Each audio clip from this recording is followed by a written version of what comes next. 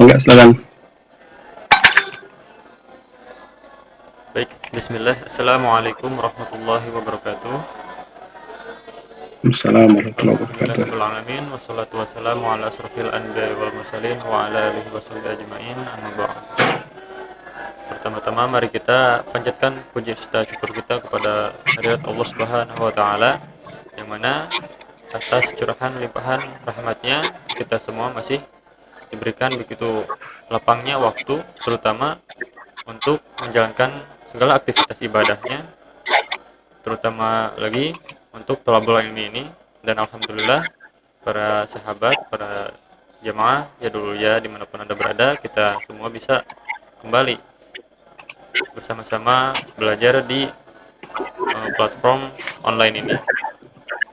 Kemudian tak lupa salawat serta salam semoga tetap tercurah limpah kepada junjungan kita semua, yakni Nabi Muhammad Shallallahu Alaihi Wasallam, kepada para sahabatnya, kepada para tabi'in, dan semoga sampai kepada kita semua yang insya Allah selaku umatnya, dan semoga kita semua mendapat syafaatnya. Amin ya Allah ya Rabbal Alamin. Alhamdulillahirabbil alamin. Pada kesempatan malam ini kita akan sama-sama belajar di Yadul Ulia online kursus ini pada kelas muslim, yakni Daurah Palestina, dan alhamdulillah bersama pemateri yakni Al-Ustadz Ardiansyah.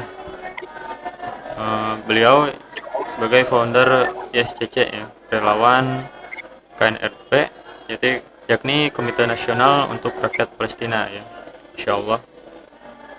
Dan pada malam ini kita semua akan sama-sama menyimak ilmu yang pastinya sangat bermanfaat. Namun sebelum itu saya izin untuk mempromosikan kembali untuk program Jadwal Kuliah online kursus ini bagi para peserta dan para jemaah dimanapun anda berada. Bila mana ini ingin bergabung pada kelas-kelas lainnya yang lebih eksklusif ataupun kajian-kajian lainnya, bisa dicek di akun sosial media Instagram di YU online kursus ya. Kemudian untuk info mengenai sekitar info-info pesantren ya dulu ya, teman-teman semua, perjamaah semua bisa dicek di Instagram Yadul Ulia ya. Baik, mungkin tanpa berlama-lama lagi, mari kita mulai saja kelas ini ataupun kajian ini dengan mengucapkan basmalah bersama-sama. Bismillahirrahmanirrahim.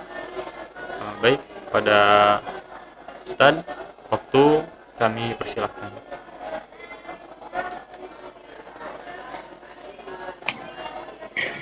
A'udzubillahi minasyaitonirrajim. Alhamdulillahirabbil alamin wa kafa wassalatu wassalamu ala nabiyil mustafa. Asyhadu an la ilaha illallah wahdahu la syarikalah wa asyhadu anna Muhammadan abduhu wa rasuluhu la nabiyya ba'dah. Allahumma salli wa sallim wa an'im ala hadzal nabiyil karim Muhammadin sallallahu alaihi wasallam wa ala alihi wa sahbihi ajma'in. Hadirin hadirat sahabat Yadul Ulia dimanapun berada, assalamualaikum warahmatullahi wabarakatuh.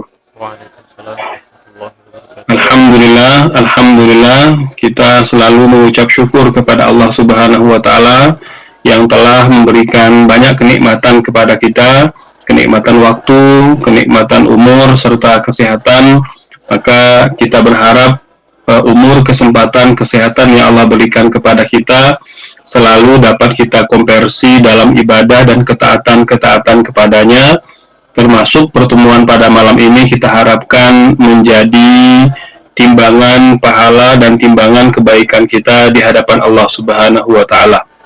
Selanjutnya tak lupa selawat beserta salam selalu kita limpah curahkan kepada teladan kita, kekasih kita Nabi besar Muhammad sallallahu alaihi wasallam, kepada keluarga beliau, para sahabatnya, dan tentu umatnya yang selalu berusaha mempelajari kemudian mengamalkan sunnah-sunnah beliau sallallahu alaihi wasallam. Saudara, kita melanjutkan tema kita pada malam ini ya, yaitu Baitul Maqdis dalam bentang sejarah. Pada pertemuan terdahulu kita sudah menguraikan mengapa umat Islam berjuang untuk Palestina. Ada 4 alasan kita sudah uraikan. Yang pertama ada irtibat al-aqidi, ada ikatan akidah. Yang kedua ada irtibat at-ta'abbudi, ikatan ibadah. Yang ketiga ada irtibat al-hadari wa thaqafi, ikatan budaya, ikatan peradaban. Dan yang keempat al-irtibat at-tarikhi, ikatan sejarah, ya. Nah, kemudian malam ini kita akan menginternalisasi kembali nilai-nilai semangat perjuangan pembelaan kita terhadap kota suci Baitul Maqdis itu dengan mengenal sejarah, ya, mengenal sejarah Baitul Maqdis. Tentunya sejak zaman para nabi, para rasul sebelum Nabi Muhammad SAW, ya, kemudian pada masa beliau dan kemudian pada masa sekarang, ya. Baik, secara umum, ya, kalau kita membaca banyak literasi terkait dengan sejarah Palestina ataupun Baitul Maqdis, ya, maka kita akan menyaksikan, akan membaca, ya, itu bahwa Baitul Maqdis, ya, kota Palestina ini adalah negerinya para nabi, para rasul, ya, baik negeri kelahiran mereka atau negeri hijrah mereka ataupun kemudian negeri tempat mereka berdakwah, ya, termasuk kemudian beberapa nabi terlibat secara langsung dalam rangka membebaskan penduduk kota Baitul Maqdis ataupun kota Palestina, gitu, ya. Kita perlu ketahui, hadirin sahabat dimanapun berada, bahwa Baitul Maqdis itu telah ada, kotanya atau telah ada masjidnya itu sejak nabi pertama dalam sejarah peradaban dunia, itu Nabi Adam alaihissalam, ya. Bahwa kita mengetahui dalam hadis Abu Dzar Al-Ghifari, ya, itu beliau pernah bertanya kepada Rasul, ayu masjidin usisa awwala, ya, masjid apakah yang pertama kali dibangun di muka bumi, ya. Kemudian dijawab oleh Rasul Sallallahu Alaihi Wasallam adalah Al-Masjidil Haram, ya, yang ada di kota Mekah. Ini masjid yang pertama kali dibangun oleh Allah, seperti mana disebutkan dalam surah Ali Imran ayat 96. Inna awwala baiti wudi'a lin-nasi lalladzi bi Bakkata mubarakan wa hudan lil alamin. Rumah ibadah yang pertama kali dibangun di muka bumi adalah Ka'bah yang ada di kota Mekah, gitu, ya. Maka kemudian kata Abu Dzar, sumai, ya, setelah dibangunnya Masjidil Haram, masjid apa lagi yang dibangun setelah itu, ya. Kemudian Rasul menjawab Al-Masjidil Aqsa, ya. Masjid Al-Aqsa ini masjid yang kedua. Jadi masjid yang kedua dibangun di muka bumi ini, ya, tentunya dalam sejarah peradaban manusia, ya. Kemudian kata Abu Dzar kam bainahuma, ya. Ada berapa atau berapa jarak antara pembangunan Masjidil Haram dengan Masjid Al-Aqsa? Ya, kata Rasul arba'ina sanah, 40 tahun, ya, 40 tahun. Nah, yang siapakah yang kemudian menjadi pertanyaan kita, siapakah yang membangun Ka'bah, ya? Siapakah yang membangun Al-Masjidil Haram, ya? Ada beberapa perbedaan di kalangan para ulama terkait siapakah yang membangun pertama kali Al-Masjidil Haram, ya. Ada yang mengatakan Nabi Ibrahim bersama dengan putranya, ya, Ismail. Kemudian ada yang mengatakan para malaikat. Ada yang ketiga mengatakan Nabi Adam alaihissalam, ya. Maka dalam banyak literasi, ya, kita mendapatkan bahwa sejumlah ulama itu menguatkan bahwa yang membangun pertama kali Al-Masjidil Haram itu adalah Nabi Adam alaihissalam, ya. Walaupun kemudian ketika ada banjir bandang yang menyapu bersih tanah Arab, ya, termasuk keberadaan Masjidil Haram, ya, maka kemudian nanti pada masa setelah Nabi Adam itu diperbaiki, direnovasi kembali, ya, termasuk Nabi Ibrahim alaihissalam itu juga disebutkan oleh Allah bukanlah orang yang membangun Al-Masjidil Haram, tetapi orang yang merenovasi kembali, ya, seperti mana diksi kalimat yang digunakan oleh Al-Quran adalah wa idh yarfa'u Ibrahimul qawa'ida minal bait wa Ismail, dan ketika Ibrahim itu meninggikan pondasinya. Artinya Nabi Ibrahim bersama putranya Ismail itu tidak membangun dari awal tapi merenovasi, karena pondasi Al-Masjidil Haram itu sudah ada dan masih ada, ya. Nah, ini kemudian yang menguatkan bahwa pendapat yang lebih tepat, ya, yang membangun Al-Masjidil Haram pertama kali adalah Nabi Adam alaihissalam, ya. Nah, karena kemudian jarak antara pembangunan Al-Masjidil Haram itu dengan Masjid Al-Aqsa cuma 40 tahun, Nah, pada rentang masa itu tidak ada yang hidup di bumi ini kecuali keluarganya Nabi Adam alaihissalam, sehingga ya hujah yang menguatkan bahwa yang membangun Masjidil Haram itu juga yang membangun Masjid Al-Aqsa, yaitu Nabi Adam alaihissalam, ya. Nah, kemudian Baitul Maqdis, ya, ini memang menjadi sentral dakwahnya para nabi dan para rasul, ya. Bahkan dia menjadi menjadi kiblatnya, ya, ibadah beberapa umat sebelum Islam, gitu, ya. Nah, kita juga menyaksikan bahwa kota Baitul Maqdis ini merupakan kota tempat tinggalnya beberapa suku, beberapa etnis, ya, yang datang silih berganti, ya. Nah, jadi dan yang menempati kota Baitul Maqdis untuk pertama kali itu disebut sebagai bangsa Yabus, ya, atau bangsa Balos, ya. Yabus atau bangsa Balas ini adalah salah satu dari suku Kanaan yang mereka tinggal di tempat itu tidak lama, jadi mereka itu nomaden, ya, jadi berpindah-pindah.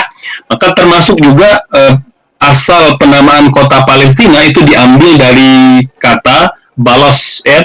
Balos itu dengan huruf ba atau Palos dengan huruf fa, ya, itu merujuk atau dinisbatkan kepada sebuah kaum atau sebuah bangsa, sebuah ras yang menempati wilayah Palestina pada hari ini, gitu, ya. Jadi oleh sebab itulah kemudian mengapa Palestina dikatakan Palestina, karena diambil namanya dari bangsa Balos yang pernah menempati kota Palestina ataupun kota Baitul Maqdis pada ketika itu, gitu, ya. Nah, hadirin sahabat yang dirahmati Allah, meski begitu memang tidak semua nabi yang kita kenal itu pernah tinggal atau menempati kota Baitul Maqdis. Hanya ada beberapa nabi yang kemudian pernah singgah dan terlibat, termasuk membebaskan kota Baitul Maqdis, ya. Nah, tadi yang kita sebutkan di antara adalah Nabi Adam alaihissalam beserta keluarganya, ya. Nah, termasuk Nabi Nuh alaihissalam ini juga dikatakan pernah menempati kota Baitul Maqdis bersama dengan keluarganya, ya.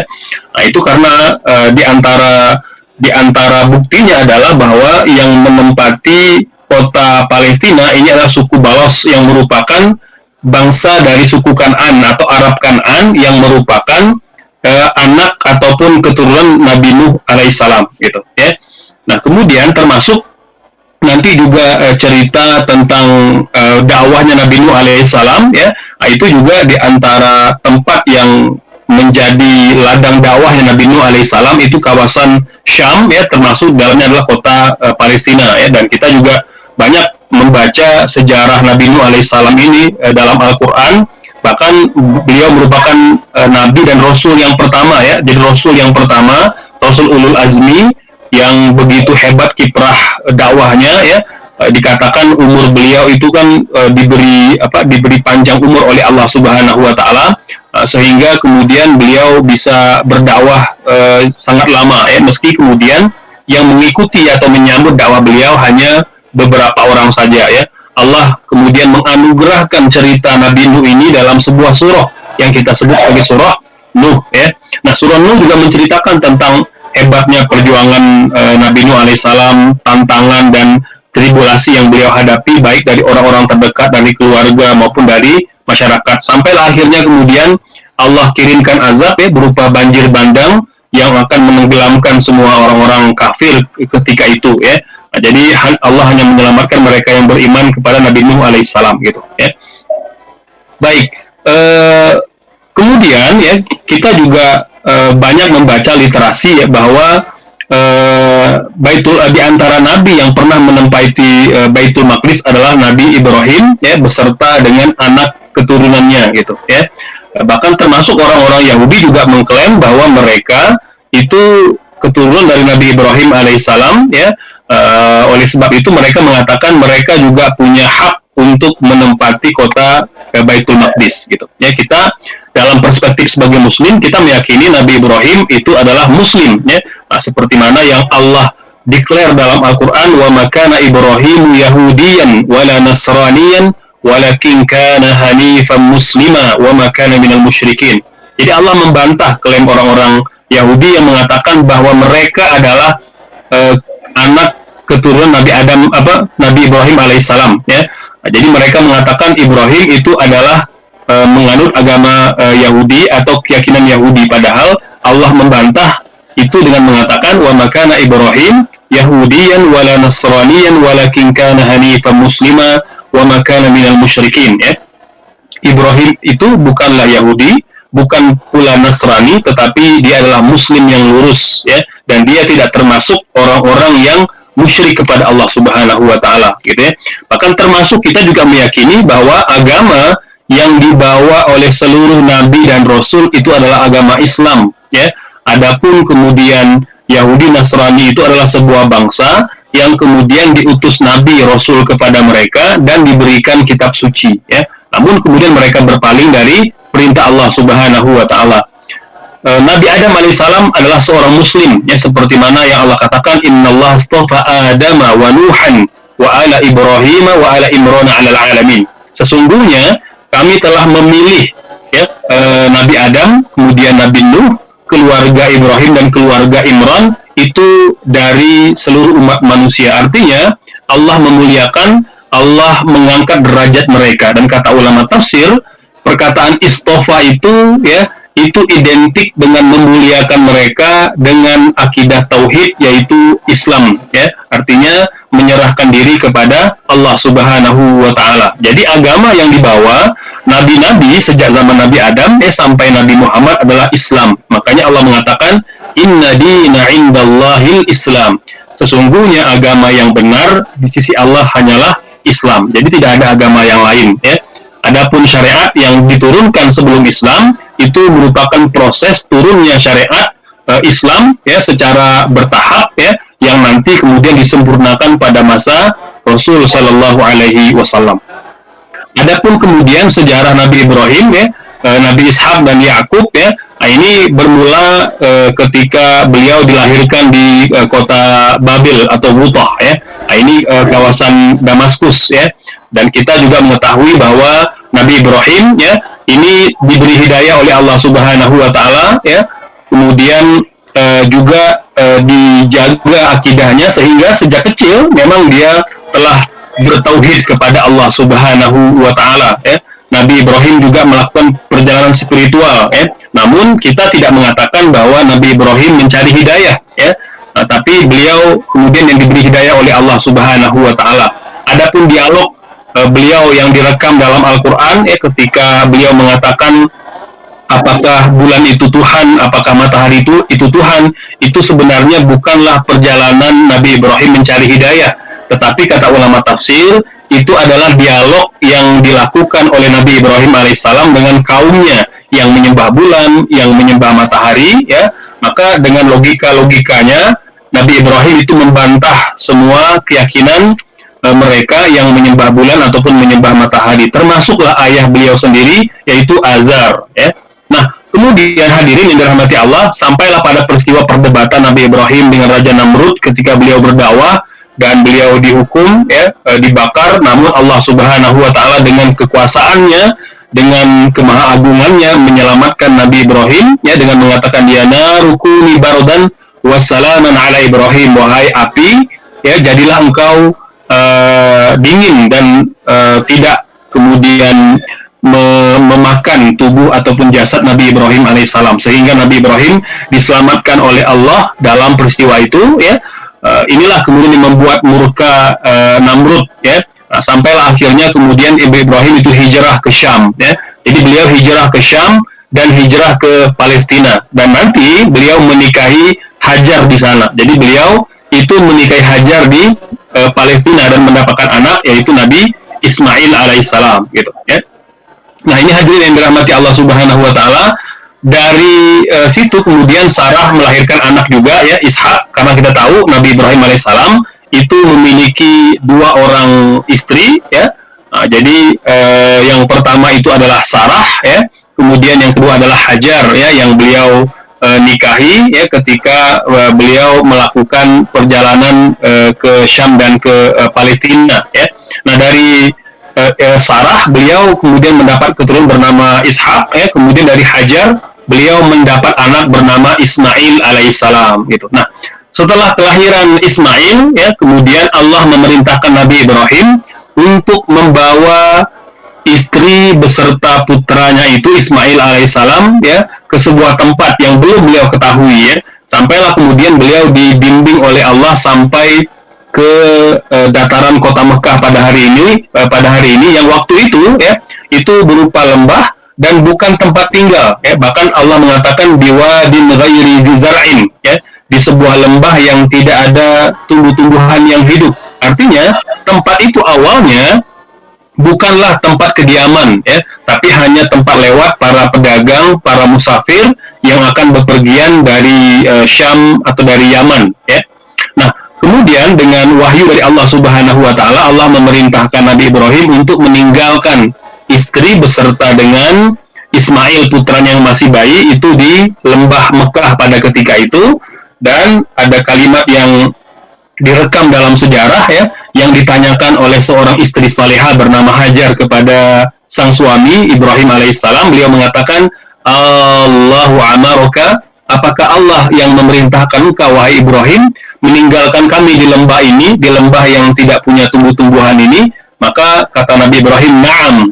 Maka apa jawaban seorang wanita salihah bernama Hajar? Beliau mengatakan, idzan lan yudayyi'ana. Kalau begitu, kalau Allah yang memerintahkan engkau wahai suamiku, maka dia tidak akan menyia-nyiakan kami di sini. Artinya Allah telah menentukan garis takdir mereka dan pasti merupakan kebaikan mereka di masa depan, gitu. Ya, ini jawaban seorang istri soleha yang meyakini dakwah dan meyakini membenarkan kenabian suaminya Ibrahim alaihissalam, ya. Sampailah kemudian kita mengenal peristiwa ketika Ismail kecil, ya, kehausan, kemudian Hajar berlari, ya, antara Bukit Sofa dan Bukit Marwa, ya, 7 kali putar, sampailah akhirnya dengan izin Allah, ya, dikirimlah satu orang malaikat yang kemudian menghentakkan sayapnya, ya, di sisi si Ismail kecil dan menceratlah kemudian air Zam-Zam yang kita kenal sampai hari ini, gitu, ya. Nah, hadirin yang dirahmati Allah Subhanahu wa taala, ini diantara timeline sejarah yang luar biasa, ya, ketika kemudian sepasang suami istri ini, ya, dengan anak mereka itu tetap bertakwa kepada Allah, menaati semua perintah-perintahnya, dan Allah berikan jalan keluar, Allah berikan solusi, gitu. Jadi persis seperti yang dikatakan oleh Hajar, idzan lam yudayyi'ana, Allah telah memerintahkan kita berada di sini, maka pasti Allah tidak akan menyia-nyiakan kita, gitu, ya. Nah, pelajaran hadirin yang dirahmati Allah dari peristiwa ini tentu banyak, ya, yang bisa kita ambil, ya. Di antaranya adalah bagaimana kemudian kita senantiasa menaati perintah Allah dan berhusnuzon terhadap segala ketentuannya, karena insya Allah ketika itu telah menjadi ketetapan, maka ketika kita menghadapi kesulitan akan ada jalan keluar, akan ada solusi yang Allah berikan kepada kita, gitu, ya. Sampailah kemudian dari sumur Zam-Zam atau dari air Zam-Zam menjadi sumur, ya, kemudian dijaga, dipelihara, dirawat oleh Hajar dan anaknya Ismail, ya. Sampailah kemudian rumahnya Hajar di tengah lembah itu kemudian sering menjadi persinggahan para musafir yang lewat, ya, dan kemudian mereka meminta minum, kemudian menggantinya dengan perbekalan makanan dan lain sebagainya. Sampailah kemudian dari pondok kecil di tengah lembah kota Mekah itu menjadilah perkampungan, ya, yang nanti kemudian kita kenal dengan kota Mekah, gitu, ya. Nah, hadirin yang dirahmati Allah Subhanahu wa taala, ini ringkas, ya, tentang peristiwa beradanya Nabi Ibrahim, ya, bersama dengan keluarganya, termasuk istri beliau, ya, Hajar dan Ismail alaihissalam, ya, yang pernah menempati kota Palestina, namun kemudian mereka hijrah ke kota Mekah atas perintah Allah Subhanahu wa taala. Ada dua fakta penting, ya, kalau kita bicara sejarah Baitul Maqdis, sejarah Palestina. Yang pertama, sejarah dalam perjanjian lama dan perjanjian baru atau kitab Talmud, ya, ini kitab sucinya orang-orang Yahudi, ya, yang merupakan penjelasan atas kitab Taurat, gitu, ya.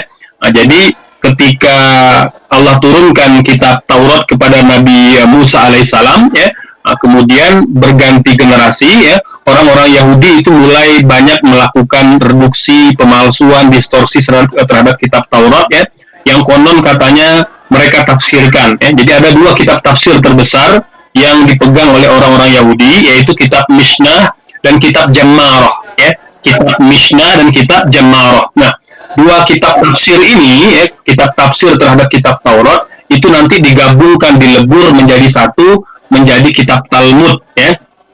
Kitab Talmud ini kemudian yang menjadi pegangan orang-orang Yahudi sampai hari ini, yang isinya ya itu hampir 100% bertolak belakang dengan kitab Taurat ya. Jadi banyak perintah-perintah Tuhan ya, fakta-fakta keimanan yang diselewengkan oleh pendeta-pendeta Yahudi agar sesuai dengan nafsu dan syahwat mereka untuk berkuasa dan untuk dimuliakan oleh orang-orang Yahudi lainnya gitu ya. Bahkan orang-orang Yahudi pada hari ini mengatakan kitab Talmud itu jauh lebih tinggi kemuliaannya dan lebih wajib ditaati dari kitab Taurat gitu ya. Ta'limut Talmud a'la wa a'zam min ta'alimit Taurat. Itu doktrin mereka. Kitab Talmud itu lebih mulia, lebih tinggi, lebih wajib diyakini, diamalkan dari kitab Taurat. Nah, ini di antara kepalsuan yang diciptakan oleh pendeta-pendeta Yahudi gitu. Kemudian ya, yang penting untuk sejarah ini ya, dikatakan bahwa kitab Talmud itu nanti ya, itu tidak menuliskan sejarah Baitul Maqdis pada fase sejak zaman Nabi Adam sampai Nabi Ibrahim. Jadi tidak ditemukan baik dalam perjanjian lama atau perjanjian baru ya, ketika orang-orang Yahudi mengklaim kami adalah pewaris kota Baitul Maqdis, kami keturunan para nabi, para rasul gitu ya. Namun ternyata dalam kitab perjanjian lama, perjanjian baru itu tidak ada sejarah yang ditulis ya, fase Baitul Maqdis sejak zaman Nabi Adam alaihissalam sampai Nabi Ibrahim, itu tidak dituliskan. Mereka mulai menuliskan kisah keberadaan Yahudi itu di Baitul Maqdis sejak zaman Nabi Yakub alaihissalam ya, sampailah kemudian hari ini gitu. Mengapa? Nah, jawabannya adalah karena sejarah Baitul Maqdis sejak zaman Nabi Adam sampai Nabi Ibrahim itu adalah sejarah tauhid, sejarah keimanan kepada Allah Subhanahu wa taala, dan menegaskan bahwa umat Islamlah yang berhak atas tanah Palestina, atas tanah Baitul Maqdis. Jadi fakta sejarah ini sengaja mereka simpan, sengaja mereka tutupi ya, karena ketika itu dituliskan maka terbongkarlah kebohongan-kebohongan mereka ya, bahwa klaim mereka berkuasa atas tanah Baitul Maqdis, menjadi pewaris Baitul Maqdis itu terbantahkan. Mengapa? Karena sejak zaman Nabi Adam alaihissalam sampai Nabi Ibrahim itu adalah fase tauhid ya, keimanan, dan fasenya agama Islam itu dibawa oleh para nabi dan para rasul gitu ya. Yang kedua, Nabi Ibrahim Abul Anbiya, bapak para nabi, imam kaum muslimin ya, di Baitul Maqdis sebelum kemunculan bangsa Yahudi gitu. Nah, jadi dari mulai zaman Nabi Adam alaihissalam sampai Nabi Ibrahim itu belum ada Yahudi, belum ada bangsa Yahudi. Kapan mulai ada? Itu ketika lahirnya Nabi Yakub alaihissalam dan kemudian menikah dengan 4 orang wanita, lahirlah 12 orang anak, yang dari 12 inilah kemudian nanti menjadi cikal bakal berdirinya atau lahirnya Bani Israel, yang artinya anak-anaknya Nabi Yakub alaihissalam yang mendapat gelar dari Allah Israel, artinya hamba Allah Subhanahu wa taala gitu ya. Baik, kita ingin menguraikan sedikit tentang sejarah Nabi Yakub dan Nabi Yusuf alaihissalam ya. Nah, ini sebagai dua nabi yang memang menjadi penting dalam sejarah orang-orang Yahudi di Baitul Maqdis ya. Oke, Baitul Maqdis adalah ibu kota Syam ketika itu. Jadi Baitul Maqdis merupakan ibu kota Syam ya. Jadi Syam dulu pada hari ini telah menjadi 4 negara, Libanon, kemudian Suriah ya, kemudian Yordania dan Palestina gitu. Dulu namanya Syam ya. Selanjutnya ya, perkawinan Nabi Yakub dan kabilah 12 gitu ya. Jadi Nabi Yakub itu menikahi 2 orang bersaudara ya. Dulu pernikahan 2 orang wanita bersaudara dibolehkan, dihalalkan ya. Namun pada masa Islam datang ya, ketika Nabi diutus sebagai Nabi dan Rasul ya, maka diharamkan laki-laki itu menikah dengan dua orang wanita bersaudara dalam satu waktu. Nah, jadi tidak boleh dalam satu waktu. Sementara dulu itu diperbolehkan. Nabi Yakub menikah dua orang wanita yang merupakan keduanya anak pamannya, jadi sepupunya. Jadi Nabi Yakub itu menikah dengan dua orang perempuan anak pamannya gitu ya. Nah, masing-masing anak pamannya ini atau sepupunya ini itu punya pembantu wanita ya. Nah, dalam tradisi orang-orang Israel dulu ya, itu ketika mereka menikah, maka mereka menghadiahkan pembantu wanitanya kepada suaminya. Maka jadilah kemudian dua orang wanita yang dihadiahkan kepada Nabi Yakub dari kedua istrinya itu dinikahi ya dan menjadi istri Nabi Yakub alaihissalam. Nah, dari 4 orang istri inilah kemudian Nabi Yakub mempunyai 12 orang anak yang disebut sebagai qabilah atau qabail Isna Asyar, kabilah 12, atau oleh bahasa Quran disebut sebagai Bani Israel ya. Jadi anak-anaknya Israel atau anak-anaknya Nabi Yakub alaihissalam. Karena Israel itu adalah dari bahasa Ibrani, Isra artinya hamba, El artinya Allah. Jadi Israel itu artinya hamba Allah, ya, Abdullah. Nah, kalau dalam bahasa Arab disebut Abdullah. Ini gelar awalnya, gelar yang Allah berikan sebagai tanda kemuliaan Nabi Yakub alaihissalam gitu ya. Nah, selanjutnya kita juga mengetahui ya dari kabilah 12 ini nanti ada lahirlah di antara mereka Nabi Yusuf alaihissalam ya, kemudian bermimpi ya, kemudian akhirnya karena dia lebih disayang oleh orang tuanya, akhirnya dizalimi dengan cara dibuang di sebuah sumur ya. Kemudian cukup lama Nabi Yusuf alaihissalam itu berada di istana, sampailah kemudian dia diangkat sebagai anak oleh Raja Mesir dan datang fitnah ya dari istri Raja Mesir pada ketika itu Zulaikha ya, tapi Allah selamatkan Nabi Yusuf alaihissalam, sampailah kemudian Nabi Yusuf itu meninggal ya, dan pada masa Nabi Yusuf ini orang-orang Israel itu mulia, diangkat derajatnya ya. Nah, itu dengan dengan ketaatan mereka kepada perintah-perintah Tuhan. Jadi pada masa Nabi Yusuf itu Bani Israel itu dimuliakan, Allah muliakan karena mereka taat kepada Allah Subhanahu wa taala. Namun sepeninggal Nabi Yusuf, orang-orang Bani Israel itu kembali kufur kepada Allah, kemudian memalsukan kitab suci hingga sesuai dengan syahwatnya para pendeta Yahudi gitu ya. Nah, sampailah kemudian hadirin sahabat yang dirahmati Allah ya, zamannya Firaun dan kelahiran Nabi Musa alaihissalam dan Nabi Harun ya. Nah, jadi Firaun ya mendapat mimpi bahwa ada seorang bayi yang akan menghancurkan singgasananya gitu ya.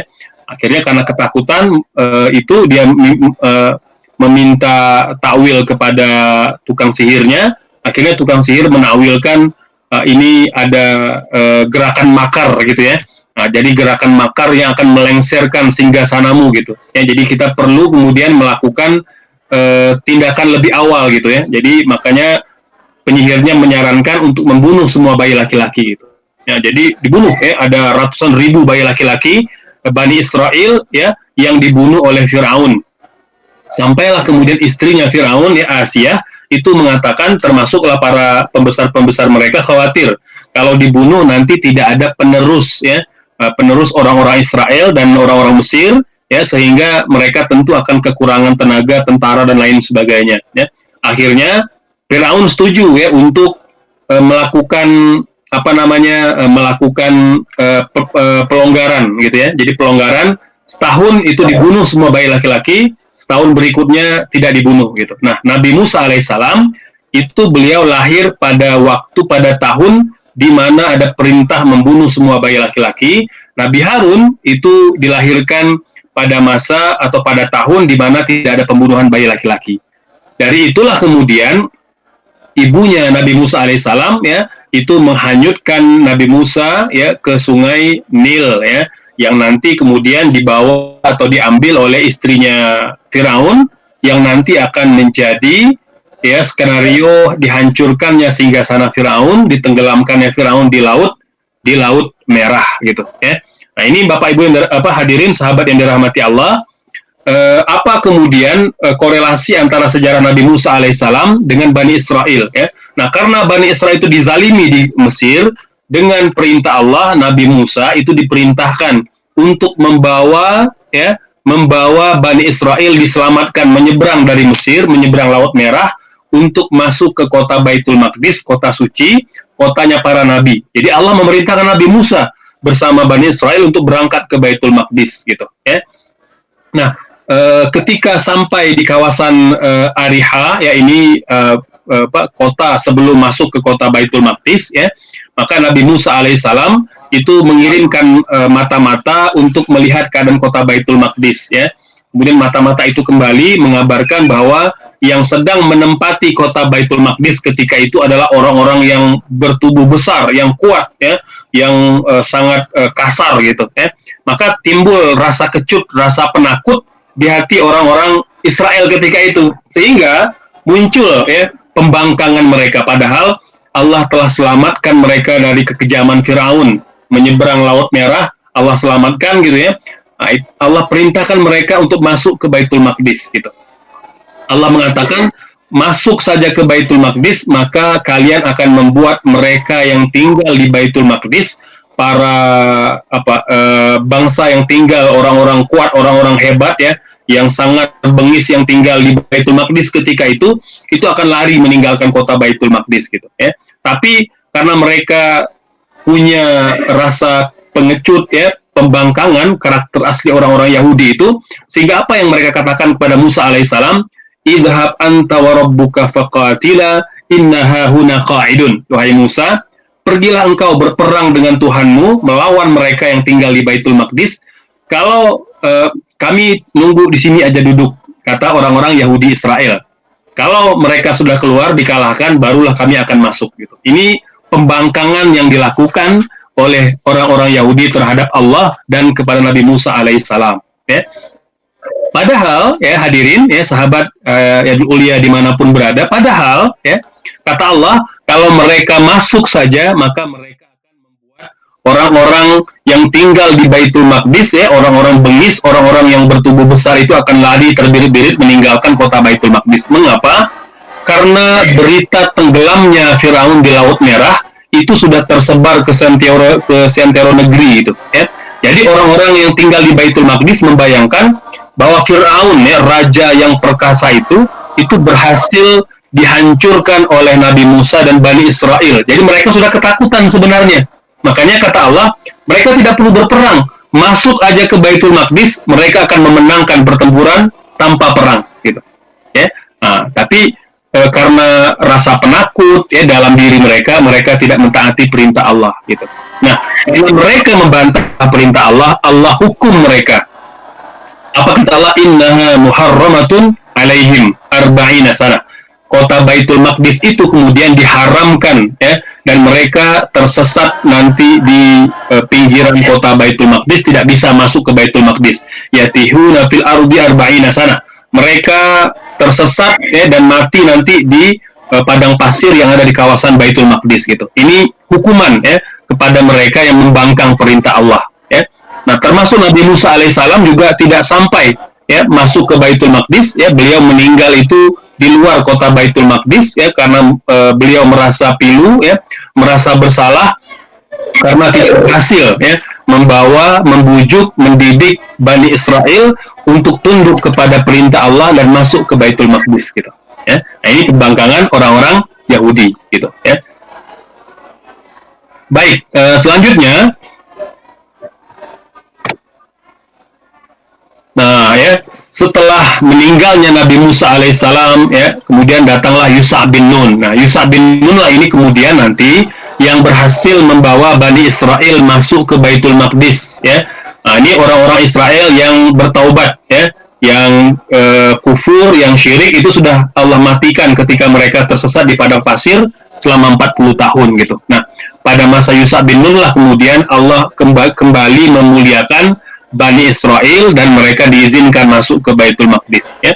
Namun setelah meninggalnya Yusha bin Nun terjadi pemalsuan Taurat ya, kemudian munculnya Raja Zalim Jalut ya. Nah, sampailah kemudian lahirlah nanti Nabi Daud alaihissalam dan Nabi Sulaiman yang ditugaskan oleh Allah untuk memperbaiki Bani Israel gitu ya. Nah, ini hadirin sahabat yang dirahmati Allah, orang-orang Yahudi, nah itu banyak menulis sejarahnya Nabi Daud dan Nabi Sulaiman, ya. Nah, karena memang secara keturunan, ya, itu lebih dekat dengan sejarah mereka. Ya. Namun kita kan tidak mengatakan sejarah Baitul Maqdis tidak dimulai sejak zaman Nabi Daud, tapi sejak zaman Nabi Adam alaihissalam sampai Nabi Ibrahim. Ya, ini fase antara Nabi Adam sampai Nabi Ibrahim itu kurang lebih 1000 tahun. Kurang lebih 1000 tahun, dan pada masa itu, ya, itu adalah fase tauhid, ya, dan orang-orang Yahudi tidak berani menuliskan fakta-fakta itu, karena kalau mereka menulisnya maka terbongkarlah kebohongan mereka yang mengklaim sebagai pewaris kota Baitul Maqdis, gitu, ya. Nah, ini hadirin sahabat yang dirahmati Allah, sekelumit, ya, cerita kemudian mukadimah, ya, terkait dengan sejarah para nabi di Baitul Maqdis, ya.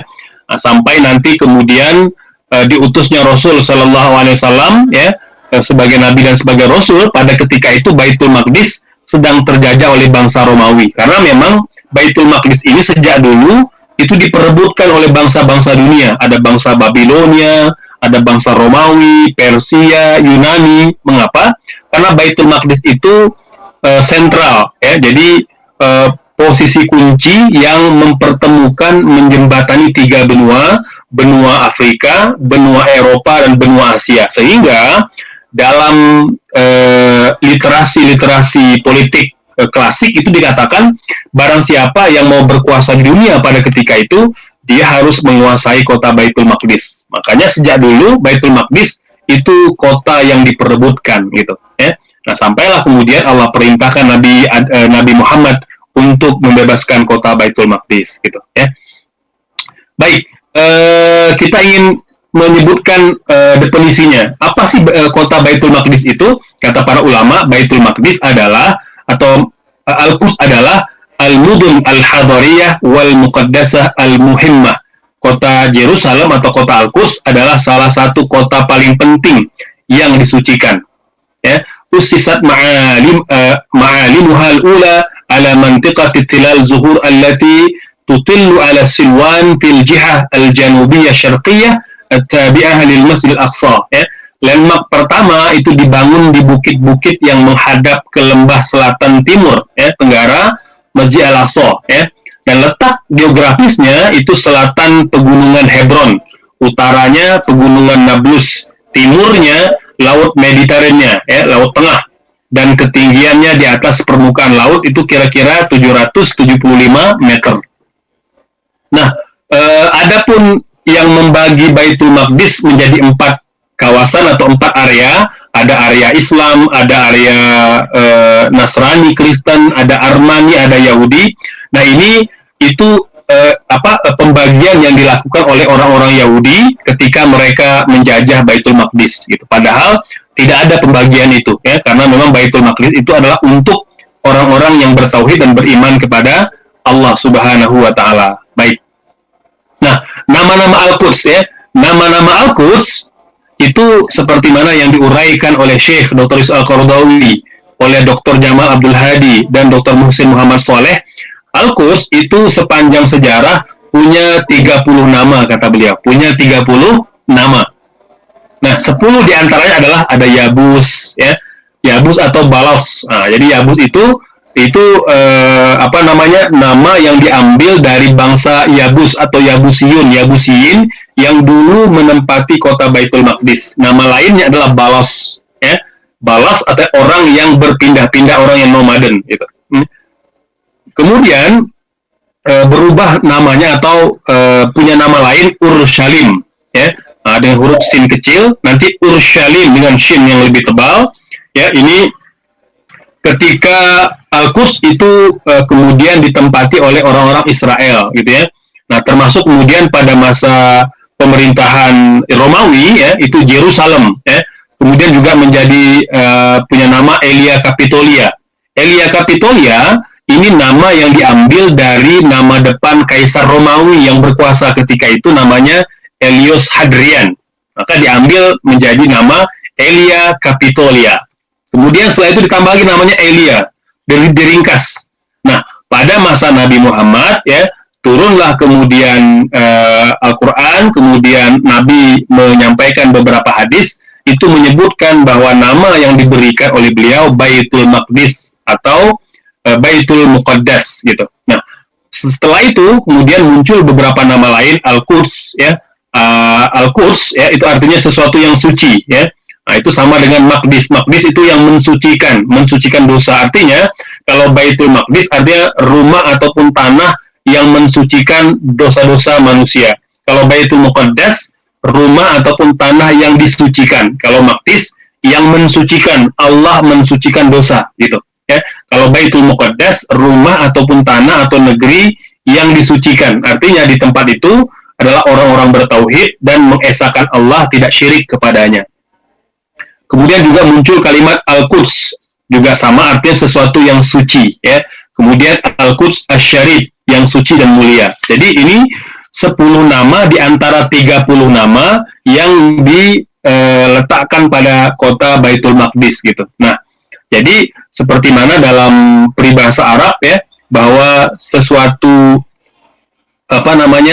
yang mulia itu pasti punya banyak nama gitu. Seperti Allah Subhanahu wa taala ya, itu punya 99 nama ya, yang disebutkan dalam Quran ataupun hadis-hadis Rasul sallallahu alaihi wasallam, meski kita meyakini nama-nama Allah tidak terbatas pada 99 saja gitu ya.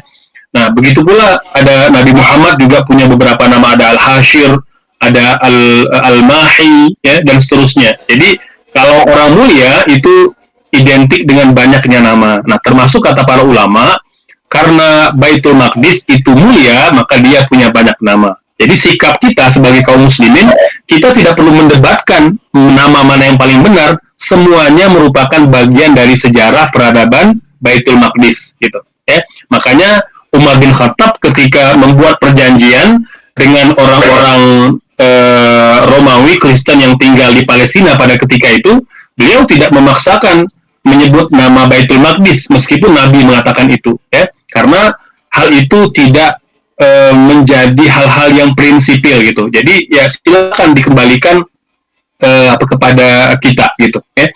Jadi kan ada Al-Ahda Al-Umariyah, perjanjian Umar. Itu beliau menyebutkan perjanjian ini antara Umar dengan penduduk kota Elia. Jadi Umar sendiri itu ketika bikin perjanjian di prasasti itu ya, sampai sekarang masih ada, itu menyebutnya penduduk kota Elia. Jadi beliau menggunakan nama yang sudah ada sejak pemerintahan Romawi. Jadi beliau tidak kemudian kekeh, oh ini Baitul Maqdis yang benar, yang lain nggak benar, nggak begitu. Nah, jadi sikap kita kaum muslimin, kita la nahtammu bil musammayat wa innama nahtammu bil musamma. Kita tidak terlalu mementingkan nama, slogan, gelar. Yang penting itu esensinya, gitu. Esensi kemuliaan Baitul Maqdis. Baik. Nah, yang di garis merah ya, hadirin sekalian, nah, ini kita sudah jam 8.44, mungkin kita akan akhiri sebentar lagi biar ada peluang yang mau bertanya seputar Baitul Maqdis. Baik, saya jelaskan secara cepat saja. Yang di arsir berwarna merah ini merupakan kota Al-Quds atau kota Baitul Maqdis. Ya. Nah, jadi di dalamnya adalah Masjid Al-Aqsa. Jadi Masjid Al-Aqsa ini adalah kurang lebih sepertiga ataupun seperempat ya, atau bisa dikatakan juga lebih dari itu dari kota Baitul Maqdis gitu ya.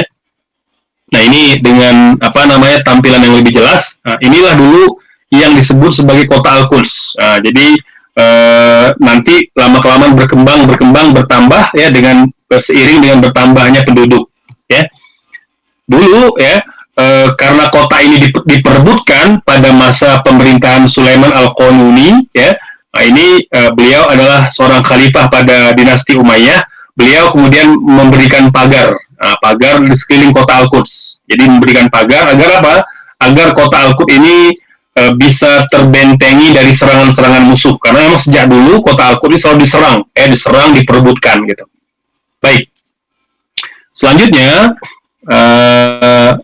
ya. Nah, ini kemudian yang diantara bagian yang paling penting dari kota Baitul Maqdis adalah Masjid Al-Aqsa. Nah, ini perlu tahu ya, karena kalau kita bicara Al-Quds, maka di antara situs yang perlu wajib kita tahu adalah Masjid Al-Aqsa ya, karena disebutkan dalam Al-Qur'an secara jelas dalam surah Al-Isra ayat yang pertama. Ya. Masjid itu artinya tempat sujud. Ya. Tempat sujud. Al-Aqsa artinya sesuatu yang jauh. Ya. Mengapa Masjid Al-Aqsa disebut sebagai Al-Aqsa yang jauh? Karena dia dianggap lokasinya paling jauh di antara 3 masjid yang lain gitu. Ya. Di antara 3 masjid yang lain. Nah, ini gambarannya. Ini adalah Ka'bah di kota Mekah, ini Masjid Nabawi di Madinah, ini adalah Al-Aqsa yang ada di Palestina. Jadi jaraknya kalau Mekah ke Madinah itu cuma 338 km. Bandung dan Jakarta itu jarak antara Mekah Madinah. Tetapi jarak antara Mekah dan Palestina itu kurang lebih 1.200 km. Sementara dari Madinah itu 917 km. Nah, karena dia jauh, oleh sebab itulah dia dikatakan sebagai Masjid Al-Aqsa, masjid yang paling jauh, gitu. Ya. Baik, nah ini ya. Jadi kota Al-Quds Baitul Maqdis itu merupakan bagian kecil dari keseluruhan kota Palestina, kecil sekali, gitu. Ya. Nah, jadi sepersekian dari keseluruhan kota Palestina, gitu. Ya. Nah, terkait dengan Al-Aqsa, banyak orang keliru ya. Kadang mengatakan ini Al-Aqsa, ya. Kadang mengatakan ini Al-Aqsa, gitu ya. Padahal kalau kita bicara Al-Aqsa, maka dia bukan satu masjid, bukan 2 masjid, bahkan tidak hanya masjid.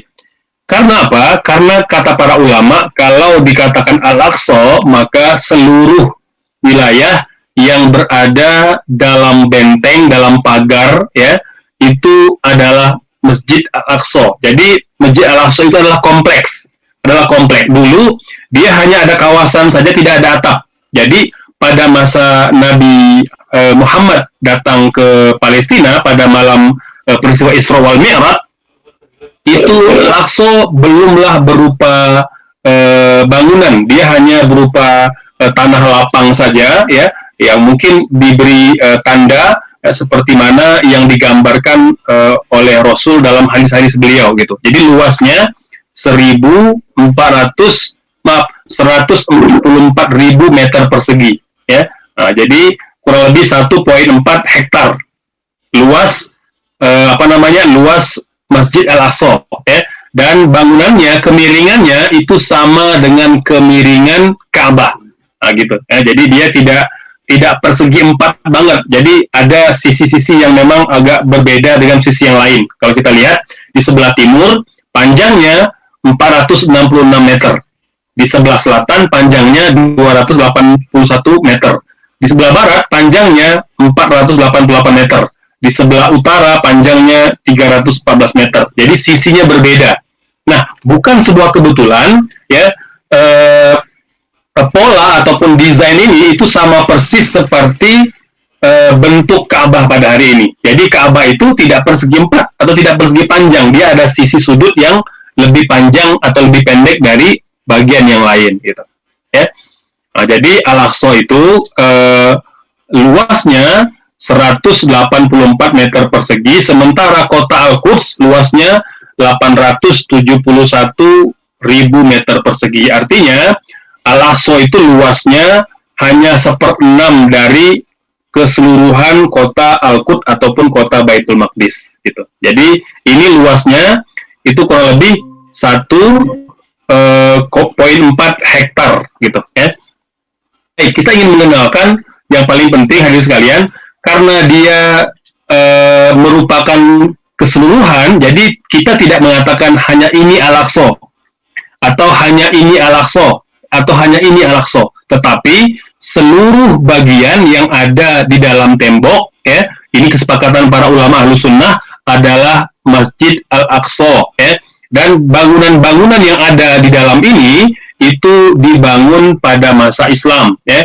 Sejak masa, ada yang dibangun pada masa Umar bin Khattab, ada yang dibangun pada masa dinasti Umayyah, dinasti Abbasiyah, dan dinasti-dinasti yang ada dalam sejarah Islam, termasuk pada masa pemerintahan Turki Utsmani, gitu, ya.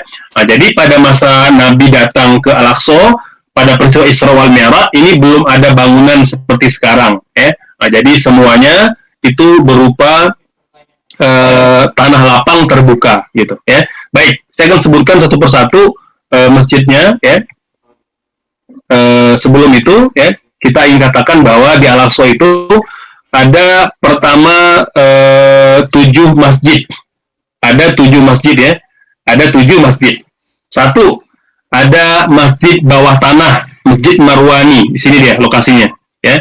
Ini kelihatan nggak hadirin sekalian? Saya menampilkan kursor, moderator. Kelihatan, Ustaz. Oke. Nah, ini memang tidak terlihat dari atas. Karena apa? Karena dia masjid bawah tanah, nanti tangga dari sini tangganya akan masuk dari sini. Jadi pintunya di dalam. Makanya ini di antara masjid, disebut masjid yang ada di bawah tanah, ya.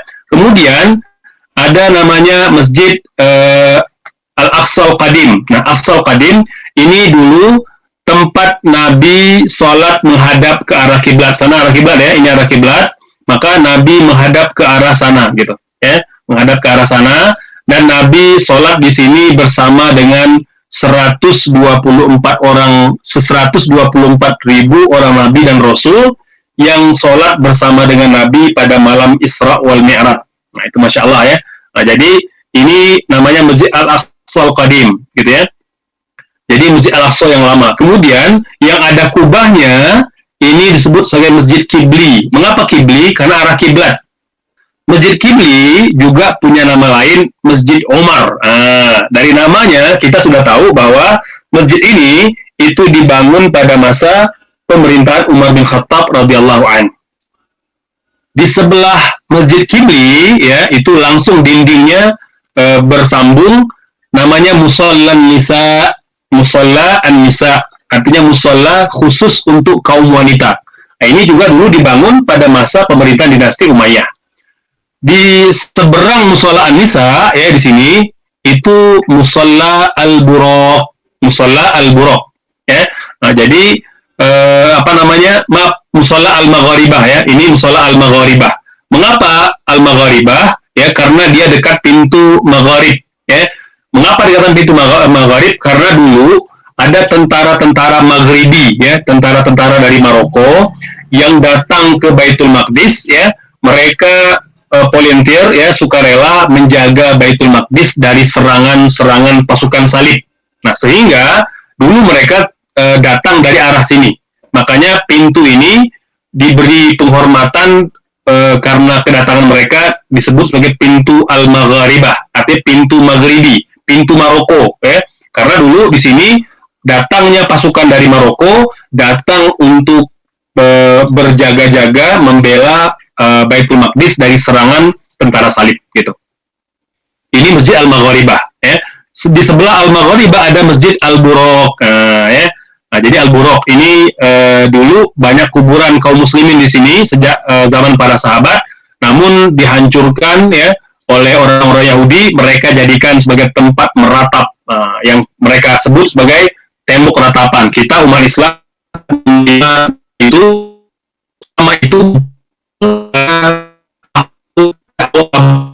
ketika orang-orang Yahudi sebelum itu ada tembok itu muncul pada tahun 1917, ya. Itu sejak perjanjian Balfour ketika mulai terjadi migrasi Yahudi Eropa ke Palestina. Sebelum itu nggak dikenal istilah tembok ratapan. Umat Islam mengenal tembok buraq, ya, tempat Nabi menambatkan kendaraannya Al-Buraq, ya, ketika beliau singgah di Baitul Maqdis. Selanjutnya ada Masjid Kubah Sakhrah. Nah, jadi ini juga dibangun pada masa pemerintahan dinasti Umayyah. Ada boleh mengatakan pada masa pemerintahan Salahuddin Al-Ayyubi, gitu. Ya, jadi bangunan-bangunan ini pada dasarnya itu dibangun pada masa pemerintahan Islam, dibangun secara bertahap, gitu, ya. Nah, jadi ada 7 masjid, kita ulangi. Masjid Marwani 1, yang kedua Al-Aqsa Qadim 2, Masjid Kibli 3, di sebelahnya Musalla Nisa 4, kemudian Masjid Al-Magharibah 5, Masjid Buraq itu 6, kemudian Masjid Kubah Sakhrah itu 7. Jadi ada 7 masjid. Dan ke-7-7-nya disebut sebagai Masjid Al-Aqsa. Jadi tidak hanya Kubah Sakhrah, tidak hanya Kibli, tidak hanya Marwani, tapi seluruhnya adalah Masjid Al-Aqsa, ya. Meskipun memang kalau untuk simbol, nah kita sering menggunakan Kubah Sakhrah ataupun Masjid Kibli. Simbol boleh, nggak ada masalah gitu ya. Baik, selain masjid ada 15 pintu, 10 pintu terbuka sampai hari ini, 5 pintu sudah ditutup ya. Ada menara, 4 buah menara ya di Al-Aqsa, ada 15 kubah ya, ada mastabah-mastabah tempat orang belajar ya, ada beberapa situs dan item-item yang kata para ulama di Al-Aqsa itu tidak kurang dari 12 situs atau 200 situs atau 200 item yang merupakan bagian dari kekayaan Masjid Al-Aqsa gitu ya. Baik, saya rasa itu mungkin sebagai penyampaian awal. Mangga jika ada waktu kita bisa berdiskusi. Assalamualaikum warahmatullahi wabarakatuh. Waalaikumsalam warahmatullahi wabarakatuh. Baik Ustaz, terima kasih atas ilmunya. Mungkin untuk pertanyaan ya.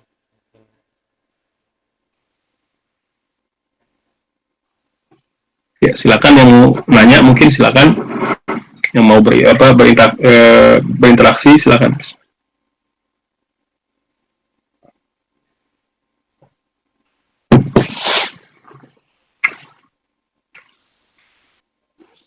Sebelumnya Ustaz, afwan saya matikan Ya, silakan. ini. Soalnya tadi mirroring malah jadi banyak ke belakang. Oh iya, baik. Silakan.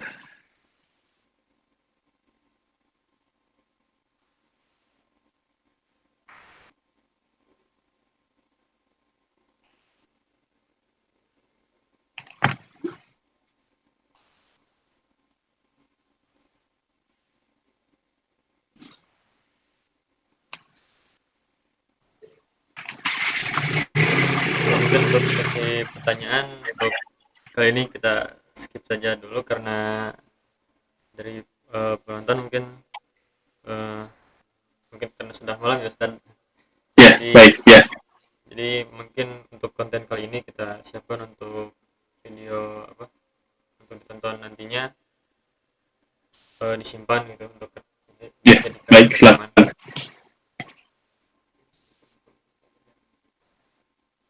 Dan mungkin karena sesi pertanyaannya kita skip dulu atau kita hilangkan dulu, mungkin Ya, dari Ustaz baik. ada tambahan ataupun Ya, berarti kita cukupkan ya untuk malam ini, cukup segitu ya. Baik, kalau tidak ada kita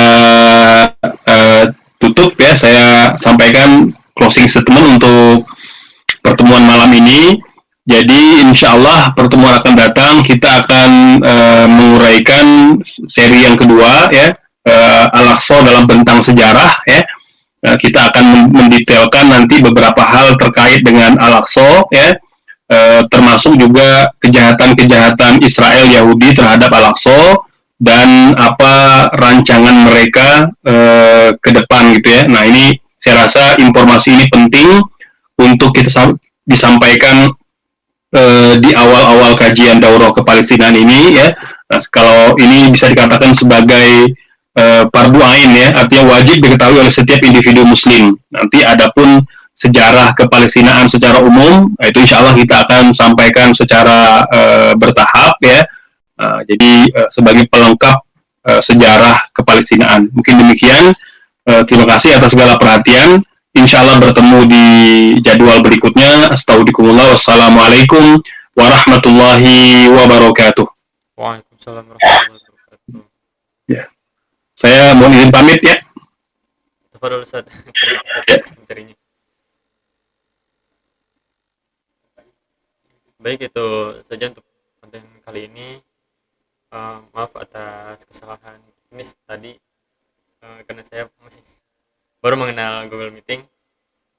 Dan insya Allah untuk berikutnya kita akan menyajikan konten-konten yang mungkin lebih baik dari ini. Syukron untuk para jemaah yang telah menyimak, yang streaming maupun dalam bentuk rekaman ya. Dan sampai berjumpa lagi di konten berikutnya.